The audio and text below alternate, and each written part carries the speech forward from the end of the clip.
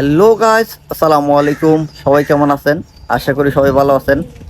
আমার মাথায় একটি হেলমেট দেখতে পাচ্ছেন এবং সাথে একটি ফ্যানও দেখতে পাচ্ছেন। তো এটার কাজ কি? যারা সৌদি আরব, দুবাই, কাতার, ওমান, মালয়েশিয়া, সিঙ্গাপুর, অনেক বিভিন্ন দেশে আমাদের প্রবাসী ভাইরা আছেন, তাদের জন্য মূলত এই ভিডিওটা। আমার মাথায় হেলমেটটি দেখতে পাচ্ছেন, সাথে একটি ফ্যানও দেখতে পাচ্ছেন। এটা মূলত ব্যবহার করা হয়েছে যারা কনস্ট্রাকশনের কাজ করেন রোদের মধ্যে, তাদের জন্য এই ডিভাইসটা অনেক প্রয়োজনীয়। দেখা যায় যে অনেক সময় রোদের মধ্যে কাজ করতে হয়, বৃষ্টির মধ্যে কাজ করতে হয়। এই পেনটি কোথায় পাবেন এবং কিভাবে লাগাবেন সেটি আপনাদেরকে দেখাবো।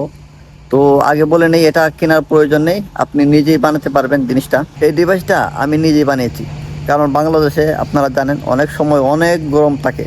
সেই জন্য বাজার হাটে গেলে বা বিভিন্ন স্থানে গেলে এটি আমি মাঝে মধ্যে ব্যবহার করতাম। সবাই বলতো জিনিসটা কি বা কীভাবে ব্যবহার করা যায় বা জিনিসটা কীভাবে বানালেন। আমি বললাম অতি সহজেই আপনারা এটা বানাতে পারবেন। যে কোনো টেক্সটাইল দোকানে গেলে আপনারা এটা সহজে বানিয়ে নিতে পারবেন। যারা কনস্ট্রাকশনের কাজ করেন বা রোদের মধ্যে কাজ করেন, এই জিনিসটা তাদের অতি প্রয়োজনীয় আমি বলে মনে করি। আমিও মাঝে মধ্যে ব্যবহার করি, আমিও রোদের মধ্যে মাঝে মধ্যে কাজ করি, এটা ব্যবহার করি। এটা ব্যবহার করার কারণে আমার মাথা তেমন একটা গরম হয় না, বেশি যতই রোদ হোক।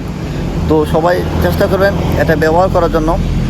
একটু ভালো লাগবে এটা ব্যবহার করলে, মাথায় এতটা, শরীরে এতটা ঘামবে না এবং মাথা গরম হবে না।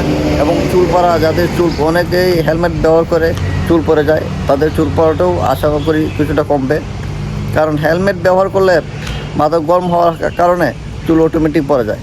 এই ডিভাইসটা নিয়ে বানানো এটাই আমার দ্বিতীয় ভিডিও।